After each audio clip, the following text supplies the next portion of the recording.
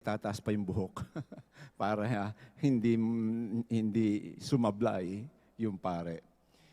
Maybe my closest relatives who just arrived from Switzerland some days ago are looking and listening at the Facebook. So, hi to you all. Sige, simulan na natin ang ating pagsasama sa isang oras na ito sa ating pag-aaral ng Gospel of this coming Sunday. So please all rise.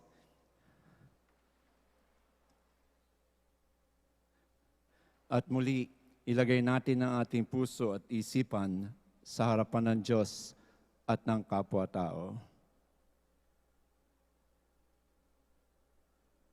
Let's leave behind everything in our mind, something that disturbs us, mga nakakasira sa ating atensyon, at sabay-sabay nating dasalin. Come, Holy Spirit, fill our hearts with your holy gifts. Let our weakness be enveloped with your strength, that we may do what is right and just. Assist us, O Holy Spirit, in all our trials. Enlighten us in our ignorance. Advise us in our doubts. Protect us in temptations, and console us in afflictions. Graciously hear us, O Holy Spirit, and pour your lights into our hearts, our soul, and our mind. Assist us to live a holy life and to grow in goodness and grace. Amen. Ang babasahin natin sa darating na linggo is taken from the Gospel according to Saint Matthew. Then Jesus was led up by the spirits into the wilderness to be tempted by the devil.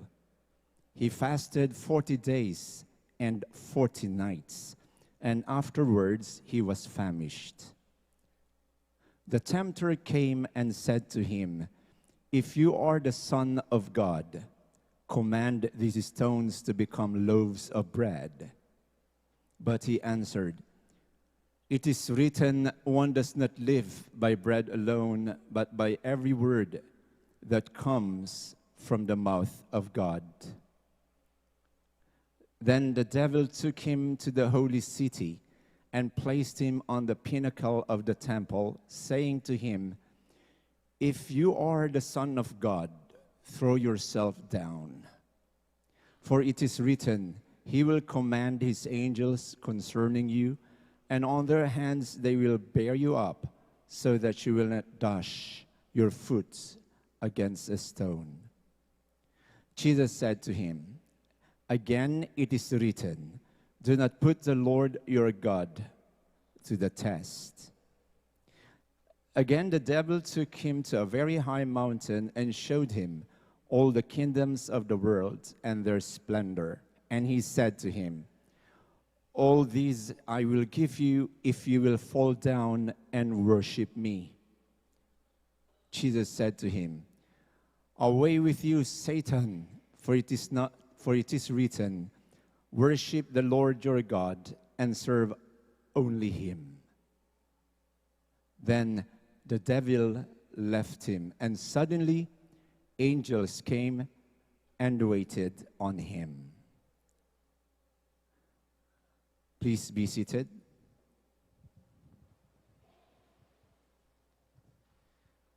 Muli, pagbalikan natin ang ating binasa, ang ating narinig.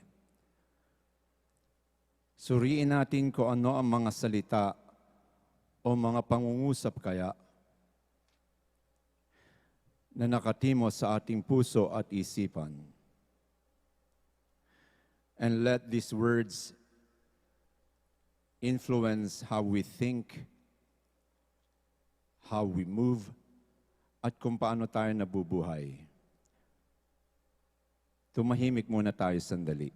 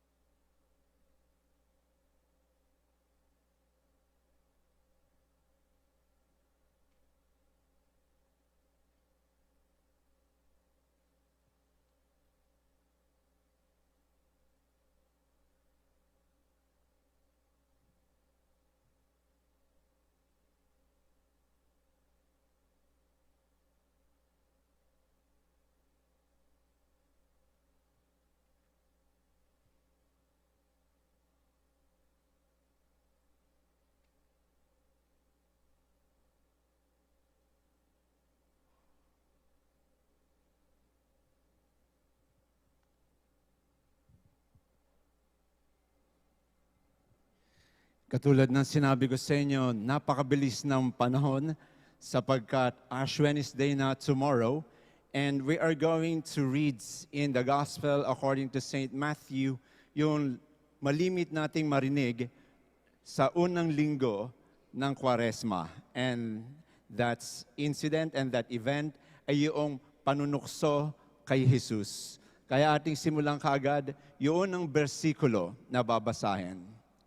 Then Jesus was led up by the spirits into the wilderness to be tempted by the devil. Now, before you can understand this, kailangan natin pagbalikan yung pangyayari bago siya tinukso. Ngayon, kung sinong mga nakaalaala sa inyong mga dating pagbasa, ano ang nangyari kay Jesus before He was tempted? Anyone? Ano yan? Binyag. Jesus was baptized. Bininyagan siya. At pagkatapos nun, ay sa kanyang binyag, lumukob sa kanya ang banal na espiritu. And then you remember what's the voice in heaven ang nagsabi tungkol sa bininyagang ito? Ito ang aking anak. This is my beloved son. I am well pleased. Kinalulugdan ko siya. So ipinakilala na kaagad sa atin na si Jesus ay ang anak ng Diyos. Then soon after that, naandito na yung mga pangyayari na dinala siya ng Espiritu sa disyerto, deserts. The deserts in the Old Testament as well as in the New Testament is actually a place of the evil one. Doon, pinapaniwala nila na ang mga demonyo ay nakatira. Pero teka muna, ba't siya doon dinala ng Espiritu? Because you should also remember one thing about the deserts. It was also a place of silence. And more than that, so you remember that in the desert, in the Old Testament, Israel ay naglakad sa disyerto. At umikot-ikot sila doon ng maraming taon sa loob ng disyertong ito bago sila nakapasok sa lupang pangako. Ilang taon nag-ikot ang Israel noon sa disyerto? 40 days. Ano ba 40 days? 40 years. 40 taon. 40 days lang. Ang bilis lang nun ah. Ngayon, ang sabi, ang nagtukso kay Jesus ay ang tinatawag na devil. Ginamit ko muna yung salitang English. But actually, Matthew used the word in Greek, diabolos. Napansin niyo yung tunog ng devil at diabolos? And in fact, sa Tagalog, anong tawag natin sa devil? Diablo. Ayun. That's where it came from the Greek word diabolos. And in Hebrew, that word diabolos is Satan. Okay, sa English, ang pronunciation, Satan. Pero sa Hebrew, it's Satan. Ano ibig sabihin yan, Father? Yung mga jablong iyan. Tempter. Accuser. Nanunukso. Nag-a-accuse. Actually, kung inyong natandaan, there was a story already sa Old Testament about the devil tempting, accusing someone before God. Natandaan niyo kung sino yon? Si Job. Kung naalala niyo yung istorya, ganito yon. Job was a righteous person. At lumapit sa kanya si Satanas, lumapit sa Diyos. At ang sabi niya, alam mo, mabait lang naman yan kapag binibigyan mo ng magagandang bagay. Now, watch this. If you will just allow me to remove everything na meron siyang magagandang ibinigay mo, tingnan natin kung sasambahin ka pa rin niya.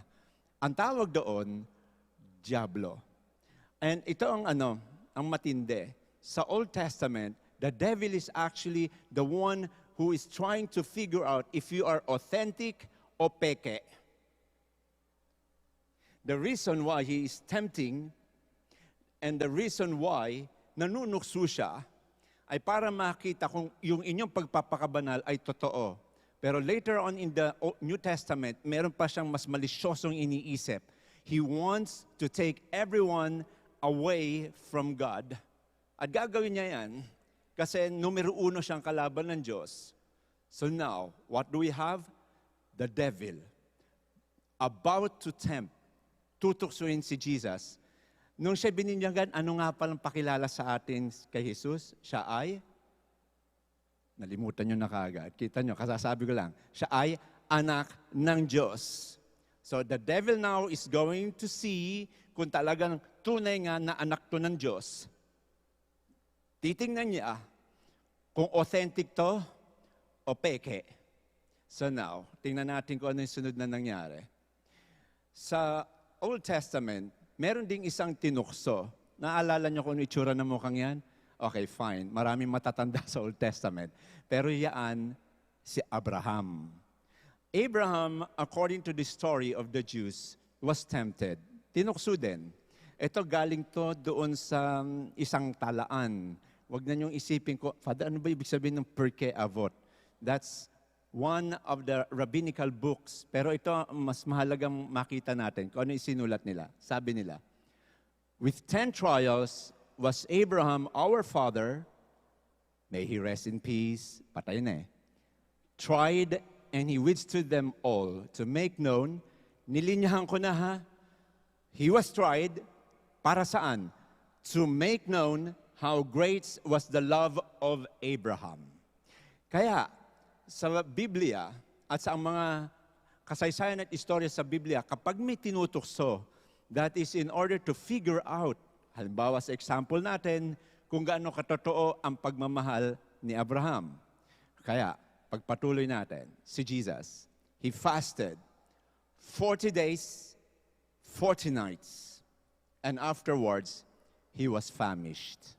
Sino ba naman ang hindi magugutom ay 40 days and 40 nights nag-fasting? At nakita niyo ulit yung connection ni Jesus sa Old Testament, sa Israel na paikot-ikot sa desert for how many years again? Yun. Si Jesus, gaano katagal nag-fasting? 40 days. Alam niyo ba may fasting? One full meal lang. Tapos sila, pag nagfa-fasting, tinapay at saka tubig. Siyempre, after nun, manghihina ka talaga. Si Moses din, nag-fasting. And he fasted in the desert for 40 days and 40 nights. Kaya maraming mga manunulat sa Biblia, kinumpara nila si Moises kay Jesus in our story. But, what's the meaning of fasting sa kanila? According to one biblical writer, he said, Jews commonly practice fasting in order to spend more time in prayer and develop greater receptivity. So, naintindihan niyo ba yun? Una, sila ay nag-aayuno para sila'y makapagdasal. At ang ikalawa, ang aking gustong puntusin ngayon is to develop greater receptivity. Ano sa Tagalog yun?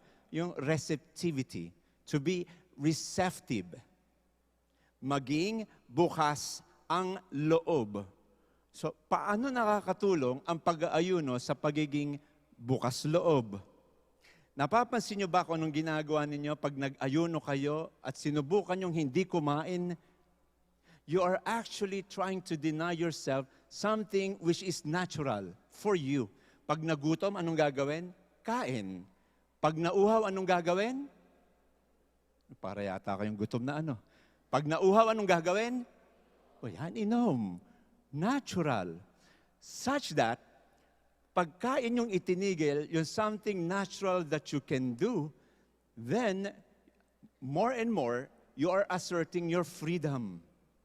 Kasi, kaya mong hindi kumain eh. At least sa atin, isang araw, yung Biyernes, bukas ba day ng fasting? Yes. Yes or no? Ano pa? Good Friday, day of fasting. Ano pa? Abstinence. Lahat ng Friday ng Lenten season. Ano siya? Magfa-fasting kayo? abstinence. Kung gusto nyo mag-fasting, okay, fine. Ngayon, if I can actually stop myself from eating, then when temptations come, I can actually also refuse something na papasok sa akin ng mga tukso. Napapalakas yung loob ko at ang aking desisyon sa gitna ng mga tukso.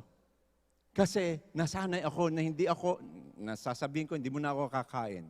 And that kind of self-control, that will help us resist, look through the temptations. O, tingnan natin ngayon. Ang kasunod, pumasok na yung ating manunukso, si Satanas. The tempter came and said to him, "If you are the Son of God, command these stones to become loaves of bread." Napansin niyo ba o niya sinabi? Kung ikaw nga ang anak ng Diyos. See what I told you earlier?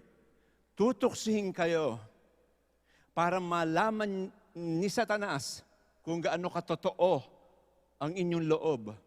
Now, we have here Jesus, kagagaling lang sa binyag, just coming out of the water, and He was introduced to us as the Son of God. Now, let's see. So, ang unang buka ng bibig ng demonyo is, if you are the Son of God, command these stones. Ang problema doon, tanungin ko muna kayo, ano yung tukso doon? Ha? Ano ang tukso doon? Command these stones na maging tinapay. Kaya niya bang gawin yon? Kaya? Yes. Pero ano ang sinusubukan ni Satanas doon? Kasi kaya niyang gawin eh. Wait, let's go first sa Old Testament.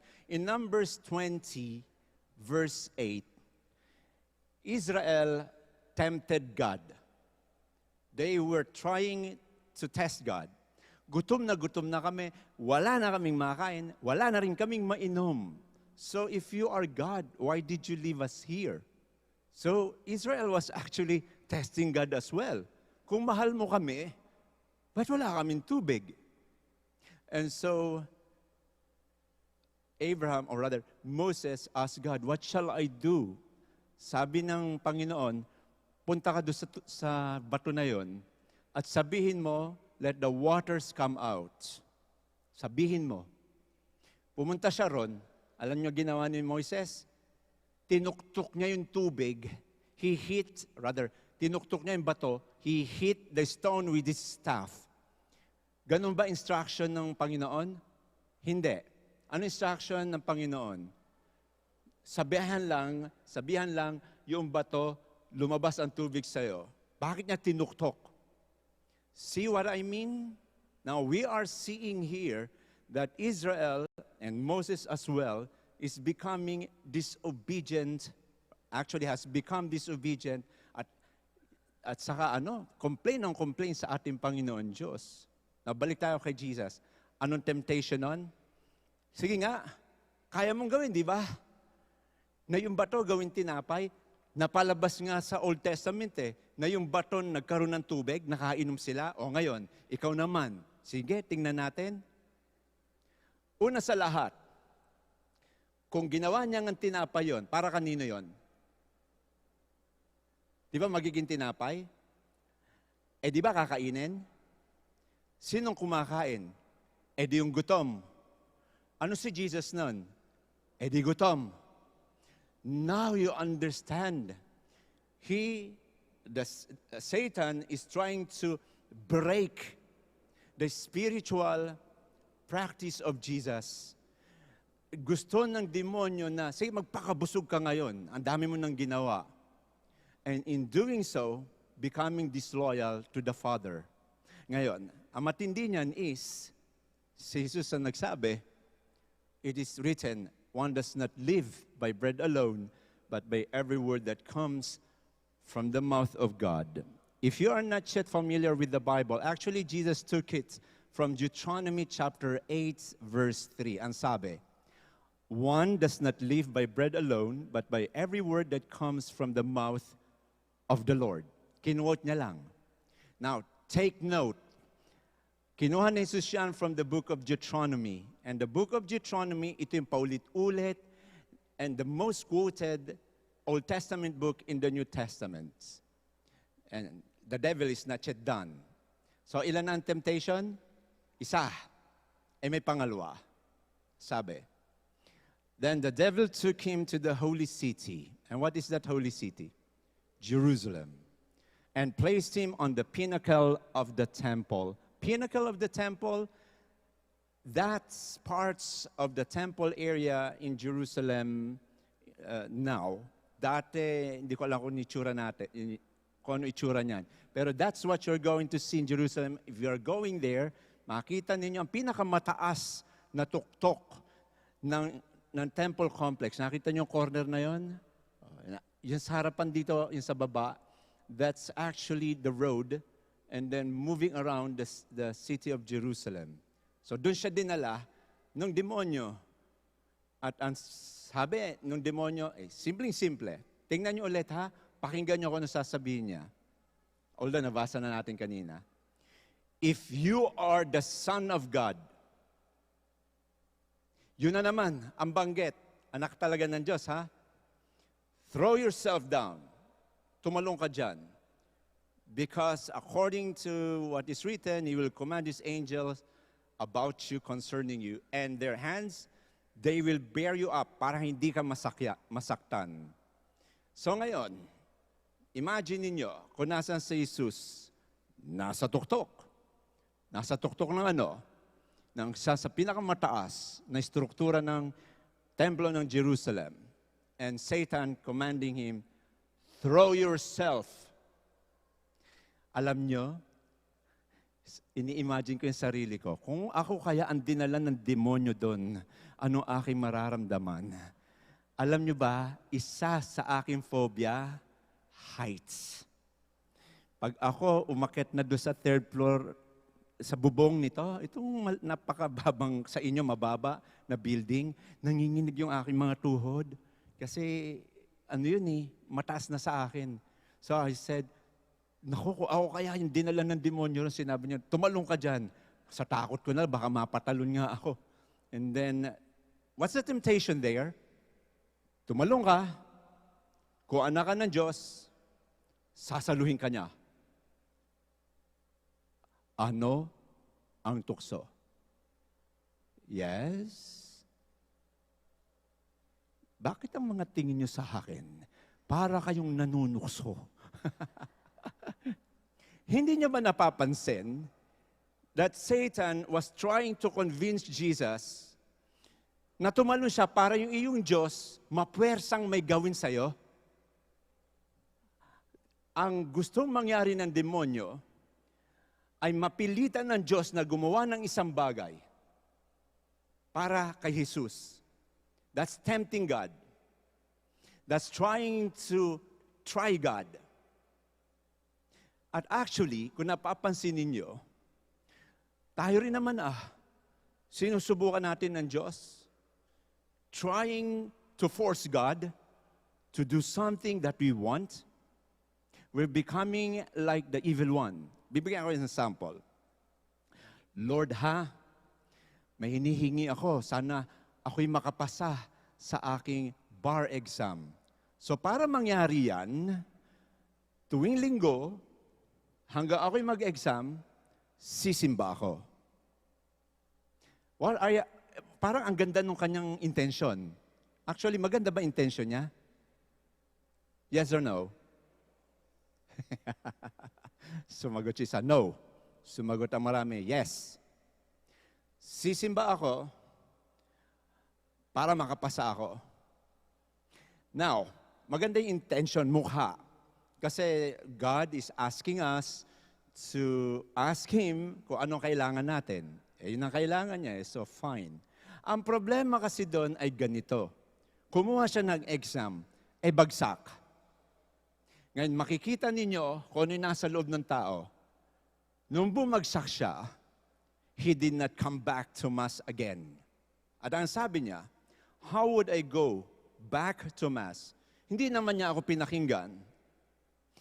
That's the one that I was telling you. trying to force God to do something with your good deeds. Tumalong ka nga dyan, Jesus. Kung ikaw nga anak ng Diyos, sabi ng demonyo. Kasi alam ko naman, ililigtas ka ng Diyos eh. You are forcing God in a situation. And that is not God. Actually, yung sinabi ng demonyo galing sa Psalm 91. Nag-quote na rin siya from the Bible. So, napapansin nyo ba? Kahit ang demonyo gumagamit ng Biblia. But Jesus said to him, again it is written, do not put the Lord your God to the test. Alam nyo na kung bakit. Kasi hindi mo siya mapapwersa sa bagay na gusto mo. God is free. Binanggit ko na rin sa inyo yun before. Hindi nyo masusuhulan ang ating Panginoon Diyos. It's not because I'm praying the rosary every day that I can get whatever I want from God. That's false faith. And Jesus actually quoted again from the book of Deuteronomy. Sabi niya, sa librong ito, do not put the Lord your God to the test as you tested him at Massa. Blomberg says something very interesting and for us to remember. We must not test God's faithfulness to His Word. Ito yung ipinapaliwanag ko. By manufacturing situations in which we try to force Him to act in certain ways. Kaya, yung ikalawang tukso kay Jesus ay isang paraan para sa punto de vista ng Satanas, mapwersa ni Jesus ang kanyang ama na gumawa ng paraan para sa kanya. But Jesus knows better. No. Again, sa pangilan na to? Pangatlo na. Again, the devil took him to a very high mountain. Hindi pa na nakontento si Satanas sa templo, dinala pa sa bundok. Pero there, because it's on a mountain, he showed him all the kingdoms of the world and their splendor. Sinabi ko sa inyo kanina, pang ilan na itong tuksong to? Tatlo. Now, keep this one up. Keep this one in your mind all the time. This is very typical of the biblical stories. 3 structure story. Tatlo lagi yan. Bigyan ko kayo ng sample. Noong si Delilah, she was trying to convince Samson kung saan galing yung kanyang lakas. How many times was that? 3 times. Yung Good Samaritan, bago dumating yung Good Samaritan, yung binugbog na halos patay ng iniwan ng mga magnanakaw, ilan ang dumaan? 2. Yung pangatlo, nagmagandang loob. See, nakita nyo? Yung 3 structure. So, ito ngayon yung temptation ni Jesus. Let's put that one up. 3 structures. Making bread of a stone. Throwing oneself from a high place. Showing all the kingdoms. Ito ang dapat nyong tandaan.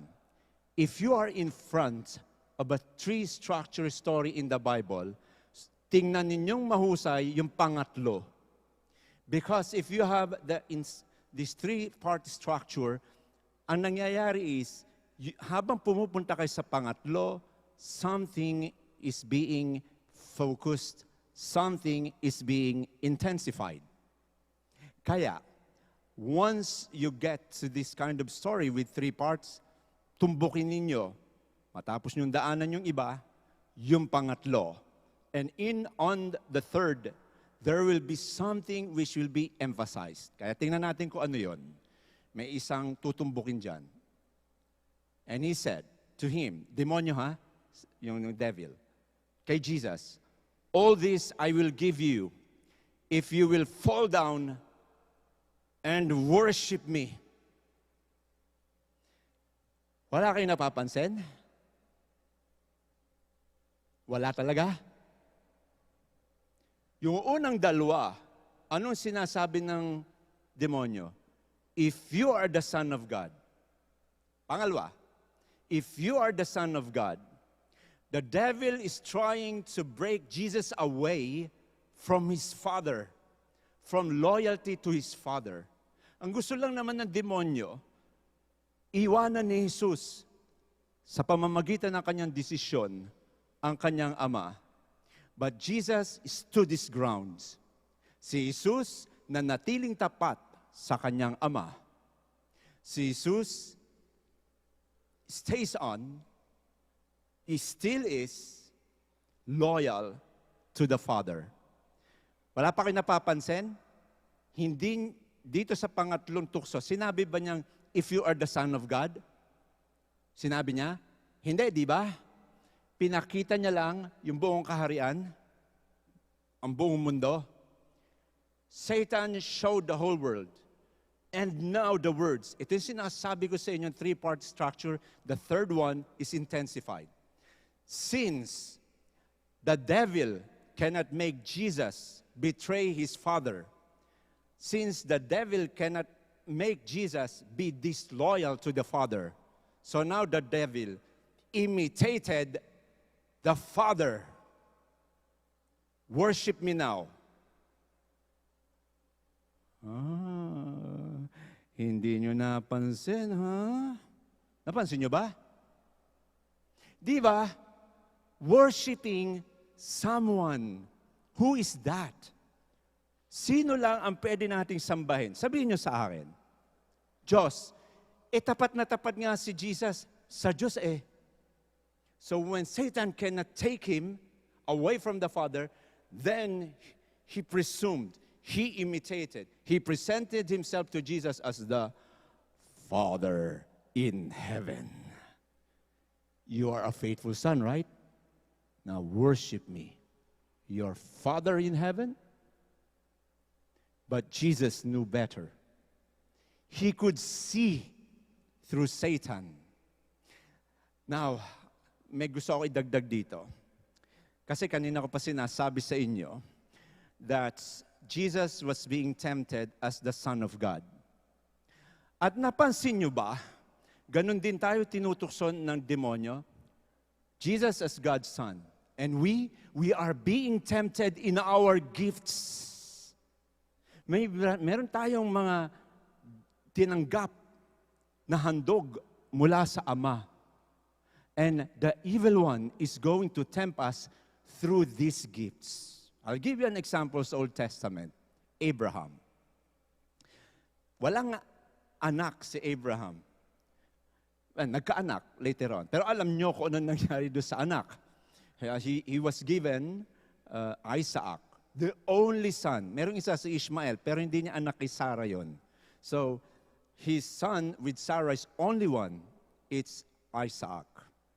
Now, the trying, the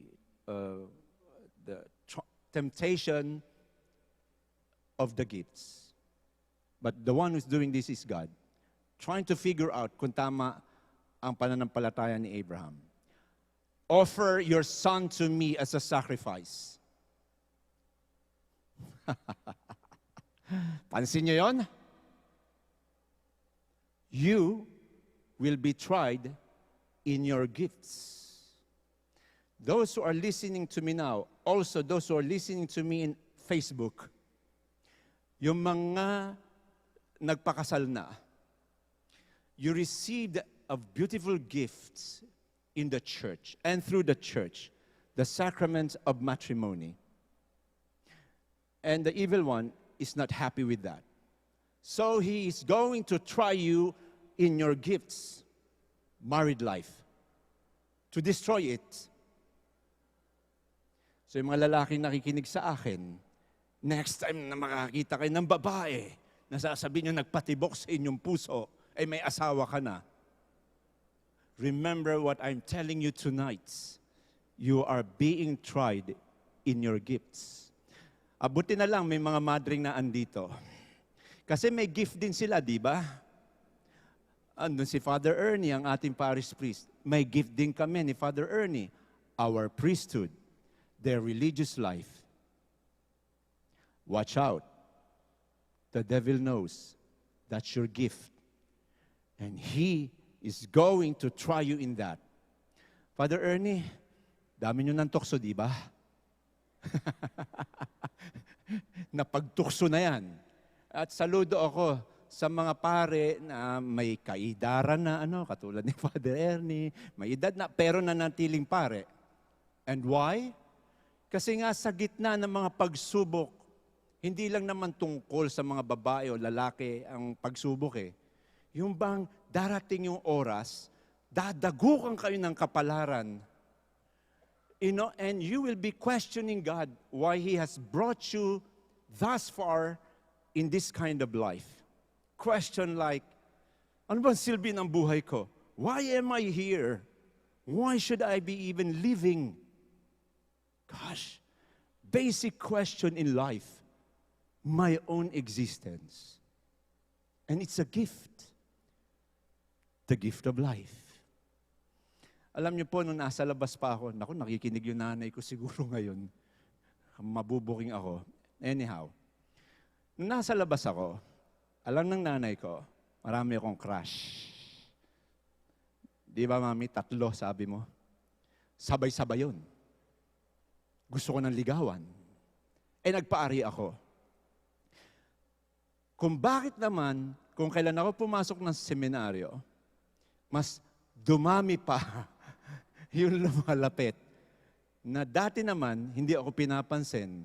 But now, since I was a seminarian, more girls were, ayoko naman magmayabang eh. Father Ernie, paano ba sasabihin to? Let's say we're being attracted. Sabi nga sa Panginoon Diyos, Diyos ko, kung kailan naman ako nagpare, bakit ngayon nyo pinadala itong mga to?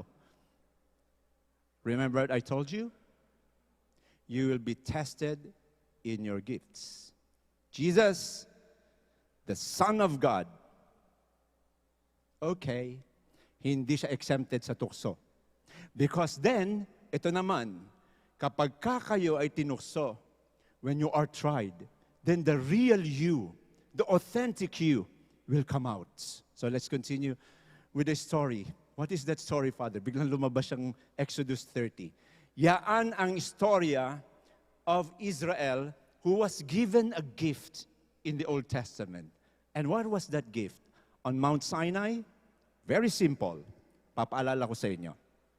There are so many nations all over the world. Israel is one of them. And then God said to them, you, of so many nations, will be my people, and I will be your God. Okay? That's a gift to become God's people. Who on earth, noong panahong iyon, ang pinili ng Diyos na maging kanyang bayan. Not Egypt, not Babylon, although they were a lot bigger. Not Persia, but Israel, a small nation. And that was a gift. At ngayon, kung kailan naman sila ay naging bayan ng Diyos, wala pang ilang taon, binibilang lang siguro buwan o araw, all of a sudden, nung umakyat si Moses sa bundok, and Israel was left all by themselves, anong ginawa nila? Ayan, they molted a golden calf. Diyos ko, kasasabi lang nila, yes, Lord, we shall be your people. Then after some days, yan ang sinasamba nila. You see how Israel fell down. And they fell down on the gifts that was given to them.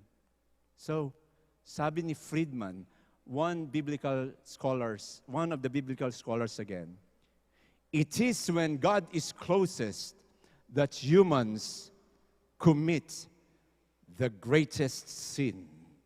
Sabi sa akin ng isang estudyante ko, Father, paano yun ulit?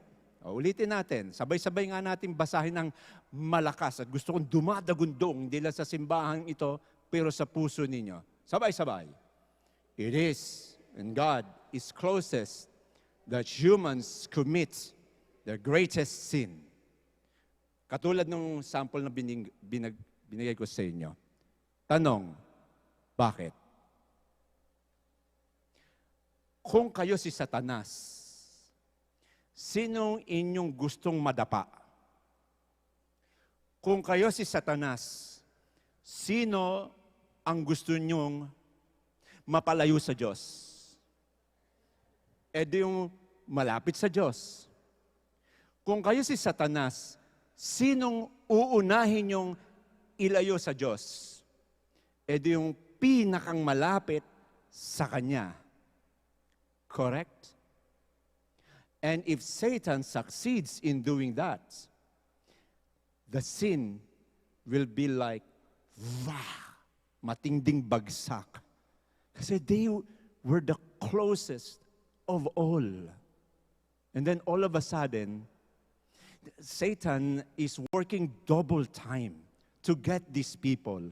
Sabi sa akin nung isa sa mga pinagsabihan ko nito, sa sharing na ganito, sabi niya, di wag na lang kami magpakabanal. Sabi ko naman, good, di wag ka magpakabanal, di kampung ka na ni Satanas, hindi mo na pinahirapan yung demonyo. Iyong-iyo na siya. Ikaw kanyang-kanya na. So, kapag kayo tinutukso, at binanggit ko na rin to sa inyo, huwag kayong matatakot. Huwag kayong mag-alala. If temptations are getting stronger, and you are trying your best to make your life holy, natural. Kasi, nagdo-double time na si Satanas sa inyo. Kapag nawala na kayo ng temptation, yung walang-wala na, yung talagang wala kayong nararamdaman, mag-ingat na kayo. Kasi ibig sabihin nun, kampon na niya kayo. Hindi na kayo kailangan pagtrabahuhan pa. Uunahin na niya yung malalapit sa Diyos. Now I understand those words. Humans commit the greatest sin when they are closest to God. It doesn't mean na tinatakot tayo niyan, but as you are moving closer and closer to God, expect that you are displeasing the evil one very much. He doesn't like that. So it's an encouragement, actually. You're not going to stop. Hindi kayo susuko. You are not going to quit becoming good. Hindi ko naman sinasabi sa inyo magkumpara kayo at ikumpara nyo inyong sarili sa ibang tao na walang pakialam sa Diyos. Your life is your life. You don't have to compare yourself with other people. Pero sa ganang akin, hindi ako susuko kung sakaling I will be questioned in what I hold dear. Actually, let's continue with the story. Jesus said to him, "Away with you, Satan. It is written, worship the Lord your God and serve Him only." O, tapos ang usapan. Jesus saw through the evil one, hindi ikaw ang ama ko. Hindi ako ang sasamba sa'yo. Because only God is to be worshipped, not anyone. Alam nyo, ang demonyo, pwede nilang gayahin ang Diyos. So be very careful. Nasa Biblia yan eh. The angel of darkness can appear like an angel of light. Pero ito naman, kahit na anong pagpupumilit ng demonyo na gayahin ang Diyos, the tail of the snake will always show itself on the grass. How would you know that? Bigyan ko kayo ng sample. Isang estudyante nag-aaral sa loob ng classroom. Noong oras na iyon, habang nagle-lecture si ma'am, physics, bigla siyang nakaramdam ng isang napakagandang damdamin na magdasal. Sa oras na iyon. So gusto niyang lumabas ng classroom, pumunta ng chapel para magdasal. That desire to pray, is that from God? Yes or no? Again, that desire to pray, is that from God? Yes or no? No, yes. Napansin nyo ba? This student was trying to fulfill his duties. Yung damdamin niya na gustong magdasal unless talagang galing sa Diyos. I don't think God is going to distract him with praying right now during class for the boy to go to the chapel. Because God doesn't work like that. So, sabi ko doon sa isang bata, kung sakaling maramdaman mo yan, sabihin mo lang sa Diyos, very quickly, Lord, you see, I'm in the middle of my studies. And I'm feeling the desire to pray in the chapel. You see, I cannot go. So if you want me really to pray, invite me later, not now. Because anyways, what does God want him to do? Na gawin niya yung tungkulin niya bilang estudyante. So now, the tail of the snake came out. Naintindihan niyo ako? See through the temptations. Gagawin natin mas dramatic.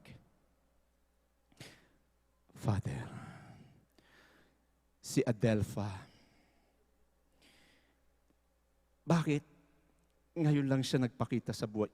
Alam niyo kasi, simula nung nakilala ko siya, naging totoo ang Diyos sa akin. Alam niyo yun, Father? Alam niyo, na dati kapag ako'y sumisimba, parang wala akong nararamdaman. Na pag ako'y nagdadasal, dry na dry ang aking pakiramdam. Pero nakilala ko si Adelpha.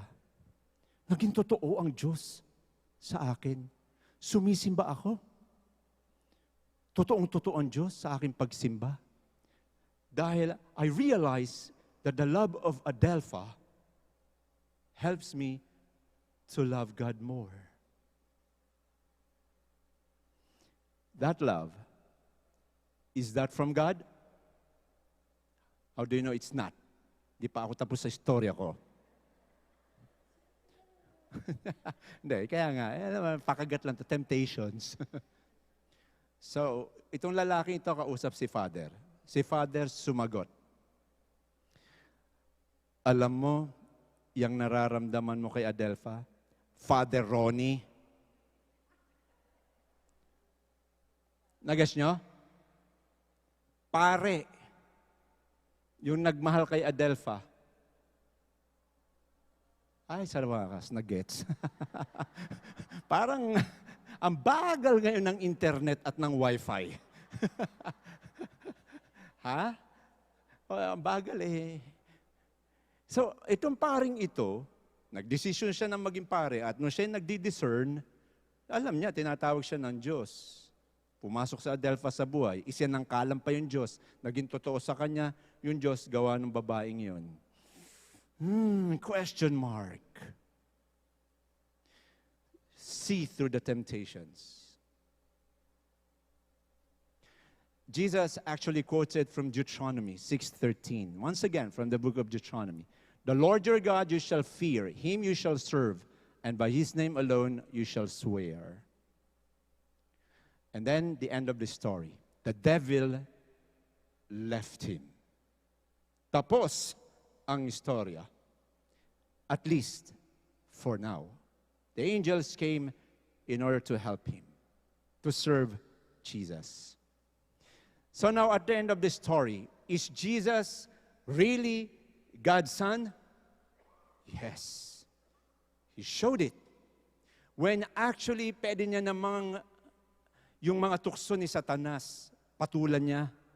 Aba, hinahamon ako ng lokong ito. Hindi mo ba alam kaya kong gawing itong batong ito itinapay? Alam niyo, babalik yung tukso.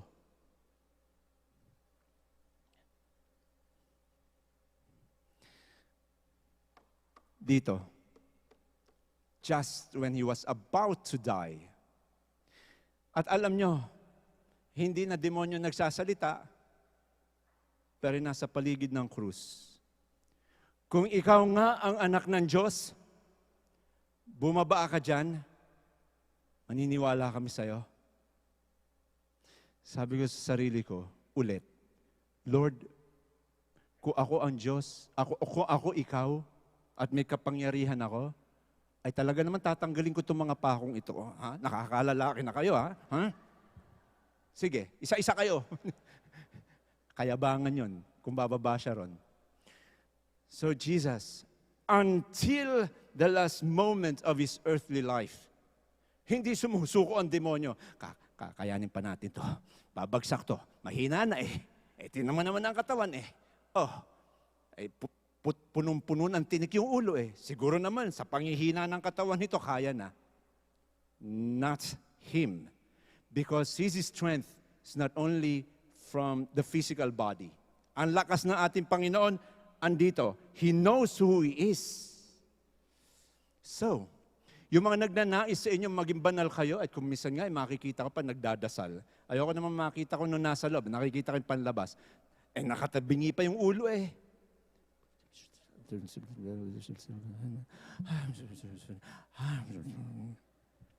Ang ganda na sana eh. Paglabas nga lang dito, doon, pumunta sa sa paradahan eh, nasigawan yung kanyang alalay doon eh. Hoy, di ba, dapat na andito na yung kotse, init-init. Sayang naman yung pagkakagano ni ate. Nakita nyo, the authentic one? Temptations are meant to bring out who we are. And if we are authentic to what we think we are, Jesus, when the devil left, he stood there with the angels, and we know, tama tong taong to, hindi peke. Divine test is meant to establish what is in a human's heart. So, next time that you will be challenged by temptations, decide. And you are blessed that at that moment, you are trying to define who you are before God. Nasa gitna ng mga makamundo at mga hayok na kamunduhan, na in this world where everyone seems to be oversexed. And then I decided to be pure of mind and heart. Tell me, am I not defining myself na isang malinis na tao, trying to become one, without judging anyone except myself? So, it should be an encouragement for all of us. The victory of Jesus over sin and temptation. Paglabas natin ng simbahan, kayo naman ang tutuksuhin. So, ilang temptation, Father? 1, 2, 3? Hindi. Kahit 95 years old na kayo, kahit kayo'y 100 years old, at kayo nasa wheelchair na, tutuksuhin pa rin kayo ng Panginoon. Even before you die. So, beg God to give you the strength of character, just like Jesus, to be loyal children of God.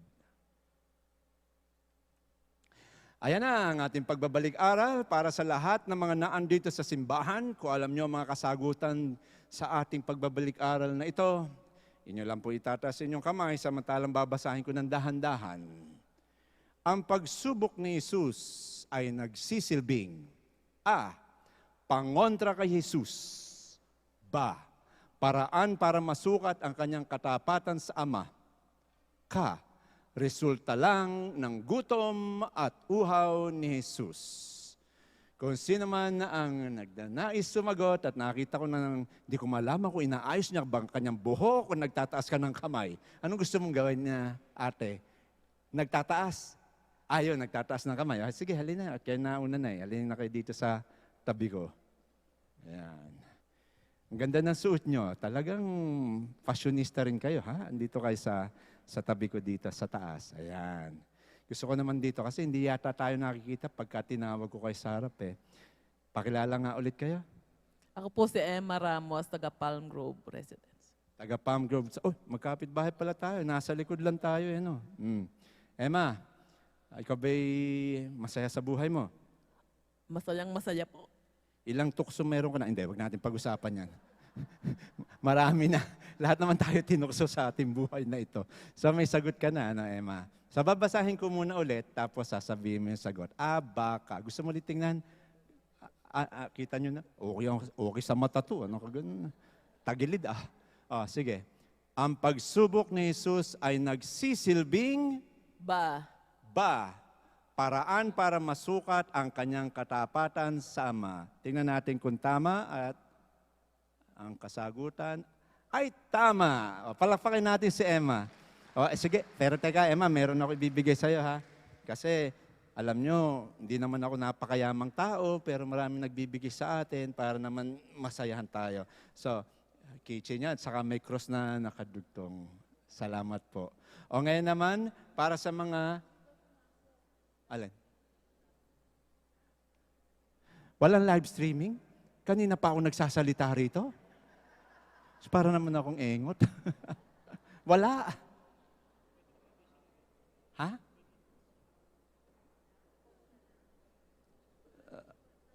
Ako, sayang naman yung tanong ko. Kanina pa ako ngawa ng ngawa, wala naman palang nanonood. Ginanong ko pa, yung mga nasa Facebook. Ay, nako. Sige.